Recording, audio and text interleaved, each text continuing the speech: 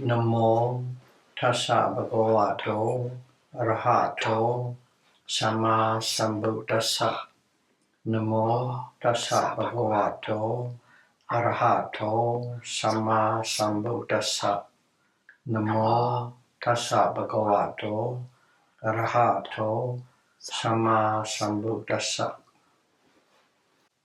Dhamma of Peace series, number 39. Morality,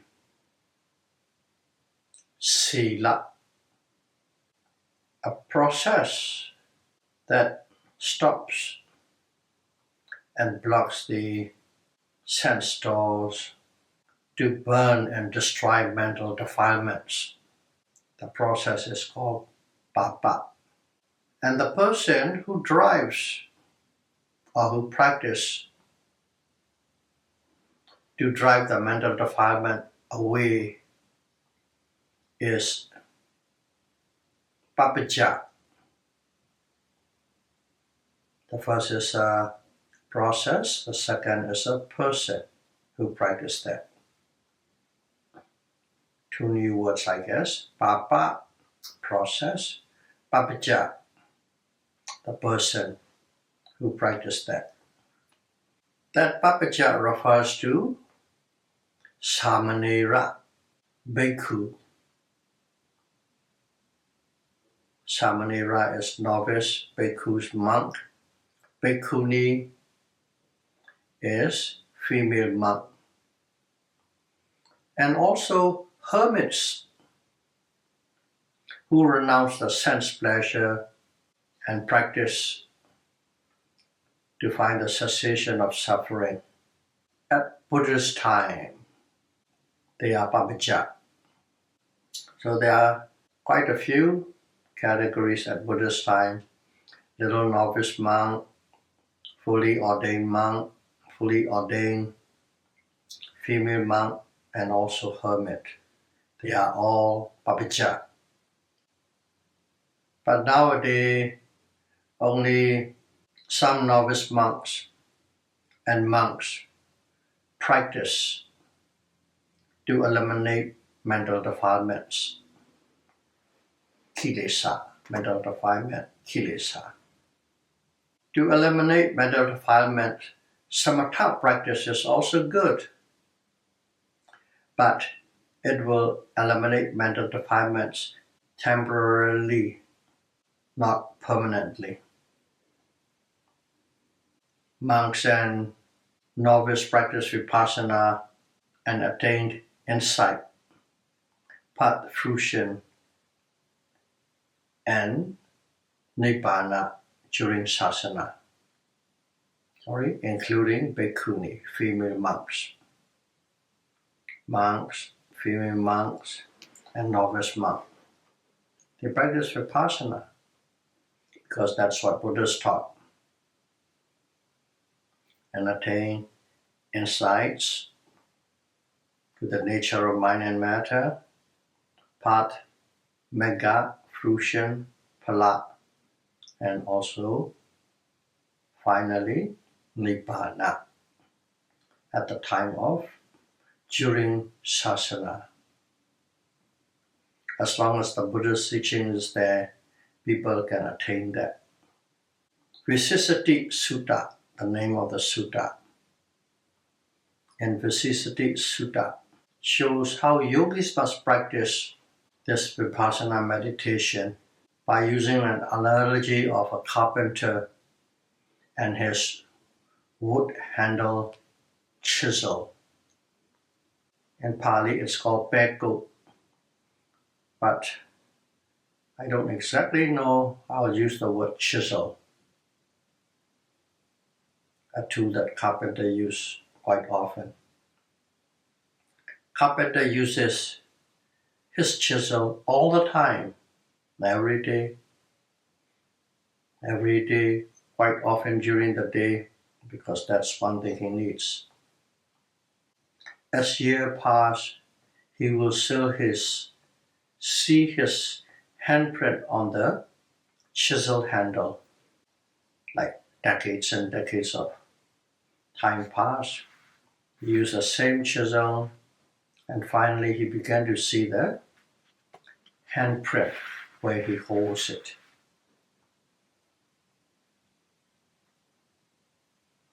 A yogi must practice the Dhamma day in and day out without missing it. Just like the carpenter, it is a gradual process of peeling layers of mental defilement. Every day, the yogi is shaving off the mental defilements bit by bit, piece by piece, but one is unaware of it. He's practicing, but he doesn't know, or she doesn't know, that he's making a progress or he is succeeding in discarding mental defilement. But the yogi knows for sure when he attained path and fruition, Megha and Phala, when he attained the path wisdom and fruition bliss, he knows for sure he has abandoned the mental defilement. It is just like making a handprint on the chisel, decades and decades, and one day you know you have it. To have such effect, one must take the ropes. Since teens, 12, 13, 14, we take the rope and start practicing since then. Morality, Sila, concentration, Samadhi, and wisdom, Pinya. Sila, Samadhi, Pinya, also known as the three trainings. And as long as three trainings are there, there's sasana. So you can use interchangeably three trainings, sasana, three trainings. Sila, Samadhi, Pinya. Morality guards one from evil deeds and speech, and help build concentration quickly. You all know morality is the restraints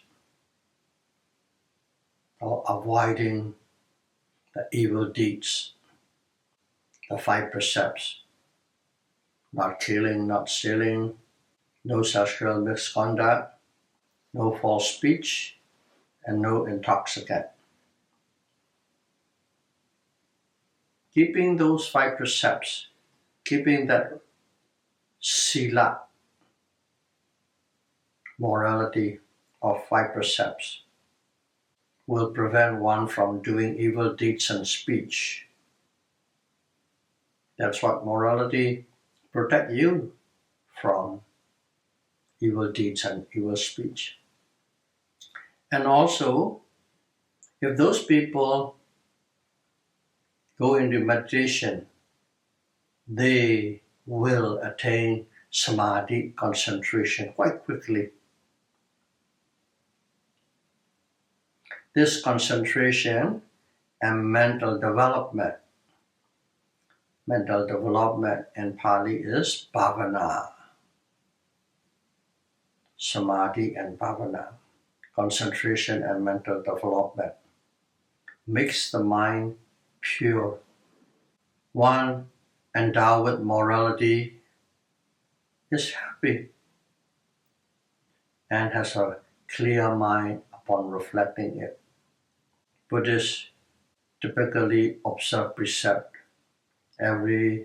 Take precept, observe precept in the morning and in the evening. The morning is intended to be, I'm going to be morally endowed with 5 precepts during the day. And in the evening, when you take the precept, you are analyzing and reflecting yourself, whether you have broken anything or you are totally observant of the 5 precepts.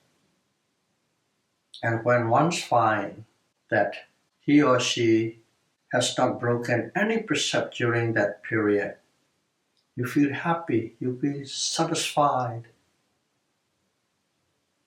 And at that moment, suddenly the minds become very clear. Clear means clear of mental defilement. Just by reflecting, okay, the gladdening comes in, no kilesa there. People also trust and respect such person. Just 5%.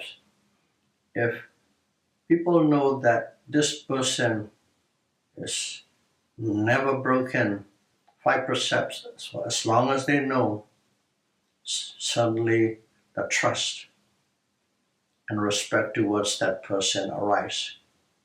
All your neighbors and even the people from word of mouth. It is stated in the scripture that lovely scents, okay, a lovely scent, cover areas downwind. Let's say there's a jasmine bush, the wind is blowing from north to south, and everything downwind in the southern direction. Many people will have that lovely sense of jasmine. It covers quite an area downwind.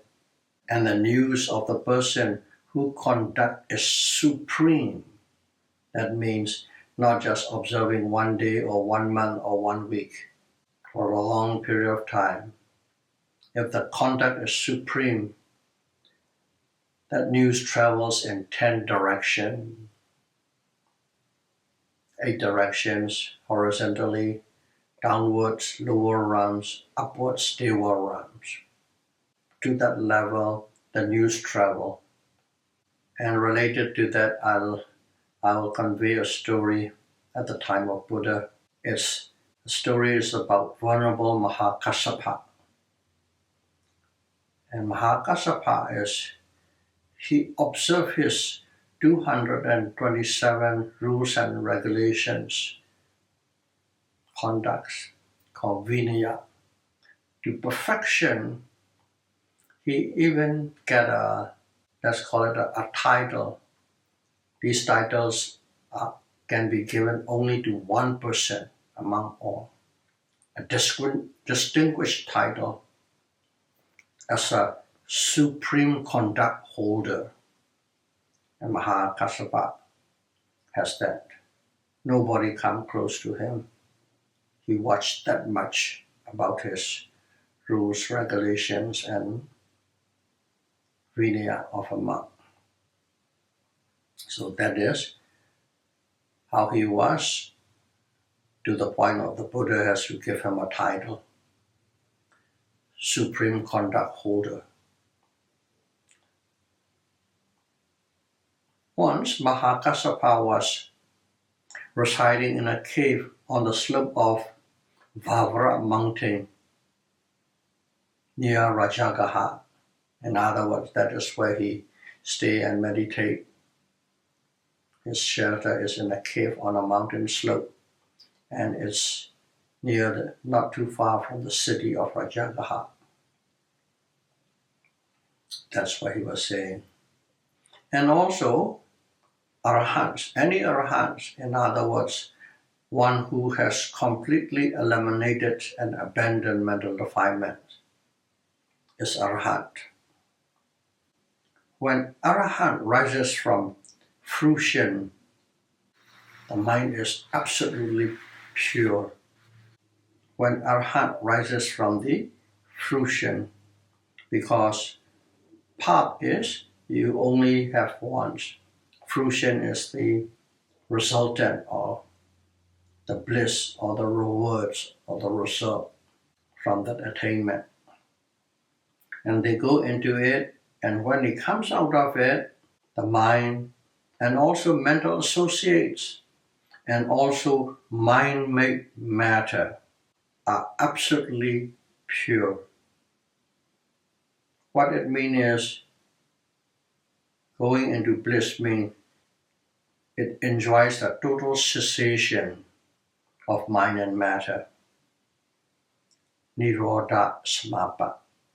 And in here we mention mind mental associate, and mind-made matter. Mind, we know, a quality that knows. Mental associates, all the quality associated with the mind. And the matter.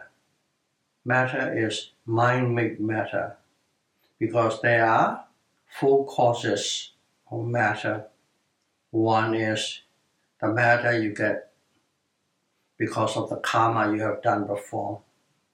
And the matter you have in your body because of the climate, temperature, pressure, humidity.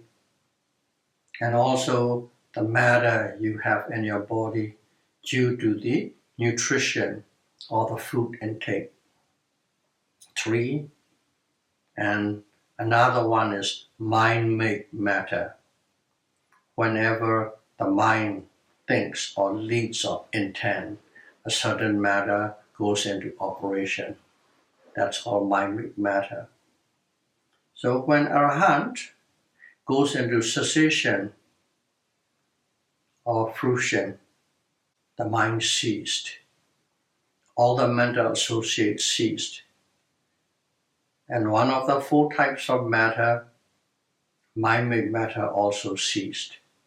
And they stay there in total cessation. I'll repeat the Pali word. It's called Nirodha Samapa.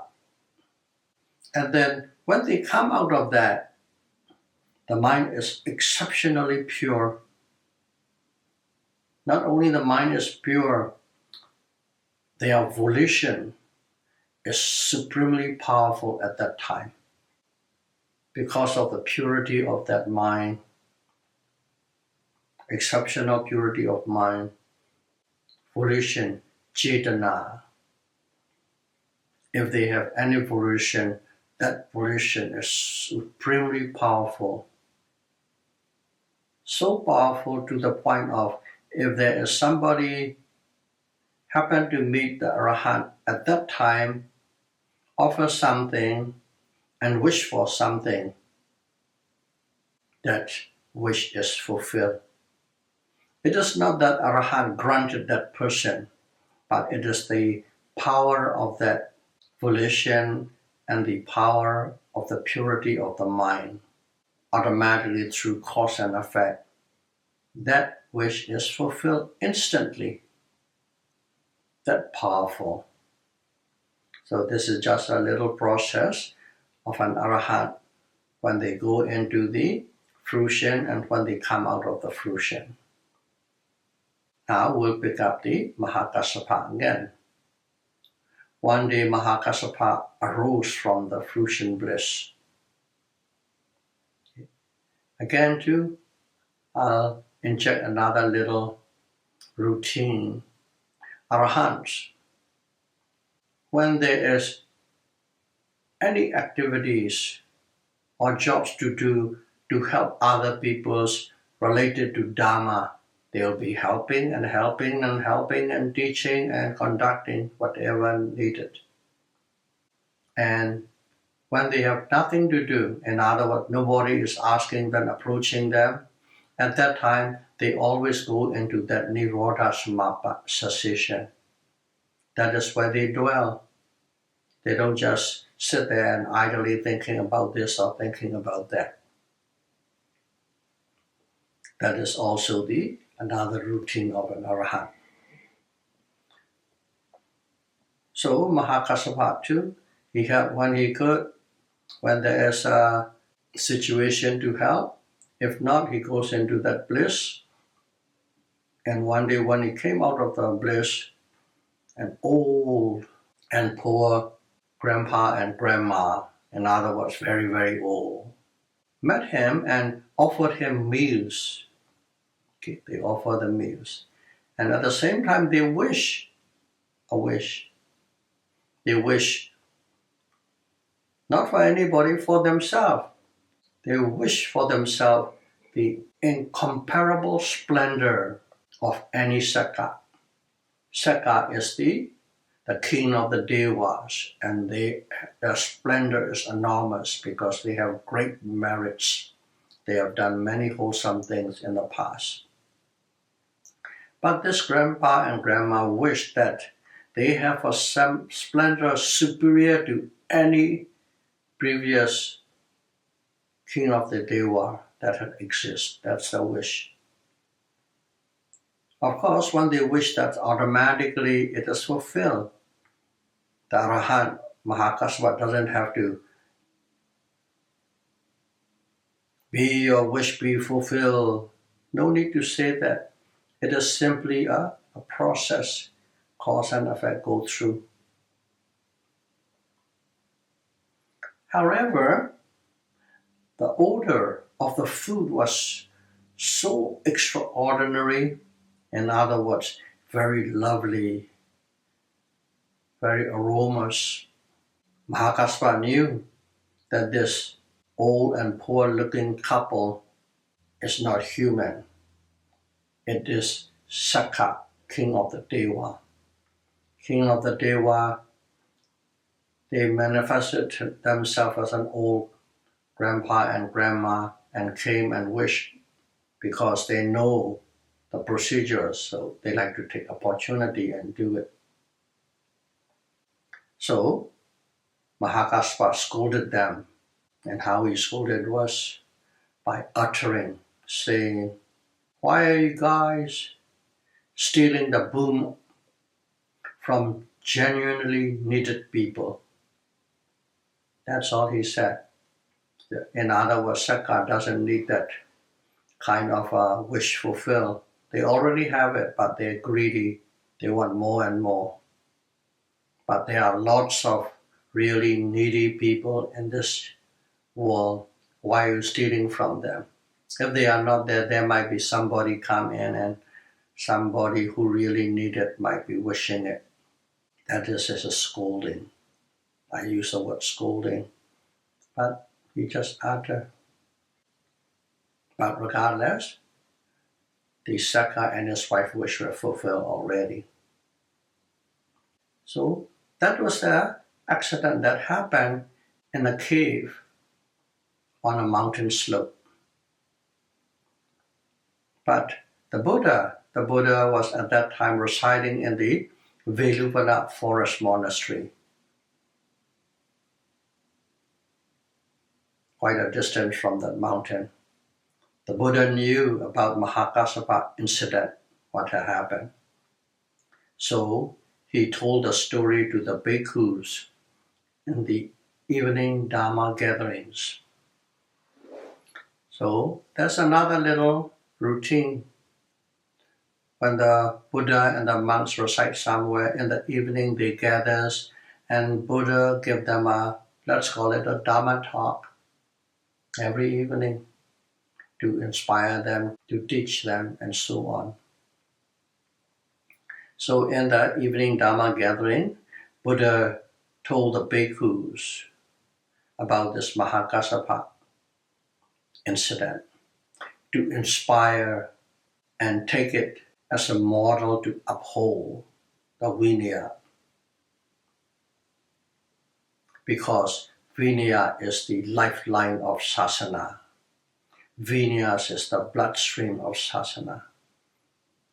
As long as Vinaya is upheld, there will be Buddha's teaching. Once monks are not upholding the Vinaya properly, sadhana is gone. There might be books written, but if there's no practitioner who conduct exactly, it's not there, there's no sadhana. So that is what means by the news of a supreme conduct holders travel up to Deva realms. Even the Sakka knows, and for them is the greed took over and they came down and took opportunity for themselves. Okay, we are talking about the 227 for monks, but there are also 8, 9, 10 precepts. 8, 9, 10 precepts are the precepts for the layperson or yogis in retreats.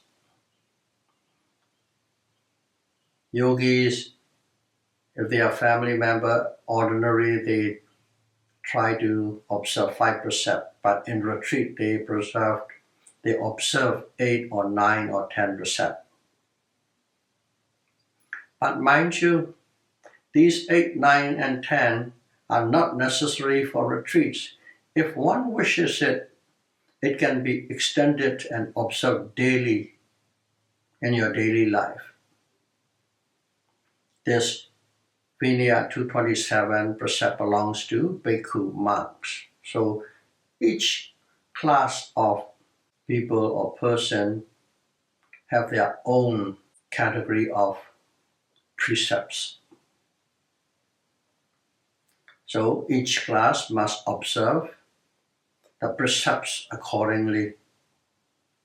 Even use of the lay person firmly endowed with 10 wholesome conducts, spread in all 10 directions. Don't have to be 227. A lay person who is firmly endowed with the precept. And here they specify 10 wholesome conducts.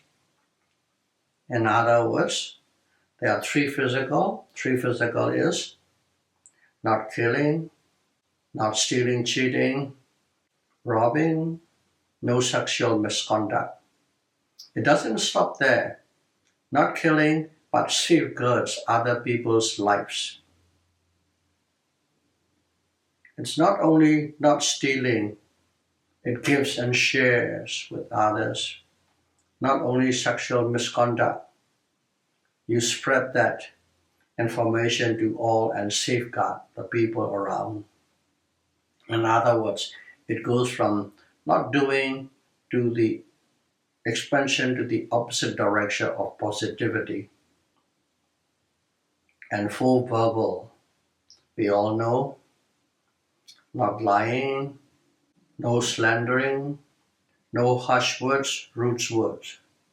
So in other words, speak honestly, speak about unity among people and groups, polite and gentle words. And then 2 mental. What this is simply mentally, doesn't go spill over into speech or deed. Mentally wishing I have something that somebody has. Wishing to have it or to take it. How can I take it? In your mind, scheming. And also ill will and hatred. Mentally doesn't spill into deed or speech. Those are 9. So in other words, mentally you think about how to give and share. Mentally you think about how to spread loving kindness and compassion. And the last one is the right view. The right view is this body and consciousness, mind and matter, is not a self or a soul. It's a process, a phenomenon, natural phenomenon, embracing that view. And if one has those 10 happiness-producing, wholesome contacts, not just a year or 2, decades and decades holding there, the news of that person spread in 10 directions up to Deva realms. So it's worth noting about it, because most of us are lay people. Morally endowed people with great volition receive enormous benefit when they donate. Not only that you are endowed with morality, when you donate too, you might be doing the same thing as other, but you have a superior benefit because they observe, they know the Dhamma, they do the right thing, and when they give to, they have a great volition. That's why they are donations have a great benefit. People in Buddhist countries donate at least alms every day to accumulate good karma, or let's say good merit or good benefits. It might be a spoon or two of rice or a little piece of vegetables and so on a fruit, but they donate every day for the monks who are going alms round, because that's all the food they have to eat. They don't have any other food, so they donate it. And when they donate too, as I said, because of that, they say, may I have a good karma, may I have a good merits, and so on. May I have a better life. Not everybody is wishing for nibbana. They have their own little needs. So now you see the donors, when they donate, they have merits. Keep that in mind. And who are they donating? To the bhikkhus, the monks. That's why bhikkhus or monks who are receiving all these donations have the responsibility to keep their conduct pure, to fulfill the monk's duty. Monk's duty is the conduct must be pure. And if their conduct is pure, the donor receives a great benefit from their donation. If their conduct is not pure, they might still get some benefit, but not as great. So that is the monk's duty and responsibility, because they receive alms from the people. And if the monks do not have a pure conduct, not only that the people don't get good benefits, they also have to carry the burden of dana that they do not deserve. They don't deserve it. So in other words, it will ride you like a big weight, so to speak. They will have to carry the burden of the alms that people donate. It becomes a burden for them. That is another culture, but factual and worth knowing about in Buddhist country. The donors who correctly observed morality, 5 precepts or 8, 9 or 10 precepts, they are happy because they know that they are not committing anything that hurts or harm. Because of that, they have the clarity of mind. The mind is quite clear, not confused. When they pick up to practice samatha meditation or vipassana meditation, their mental concentration arises very quickly. Only when you have a good concentration, the insight to the nature of mind and matter arises. These people are quite knowledgeable about the Dhamma and gain insight very quickly. So donors grounded with Sila morality are sure-footed on the path of Buddha Sasana. See? Even though you don't have samatha or vipassana, doesn't matter yet. It matters in the long run. But once the donors is full with Sila, grounded with Sila, you can say that your foot, both feet are on the path of the Buddha Sasana. In other words, Samadhi and Panya will follow. Sila, Samadhi, Panya follow. The three attainments, Sila, Samadhi, Panya. May all of you have firm and pure morality, embark on the path of mental development, and attain path and fruition, Mekha and Phala, as soon as possible. Sadhu, sadhu, sadhu. Thank you very much.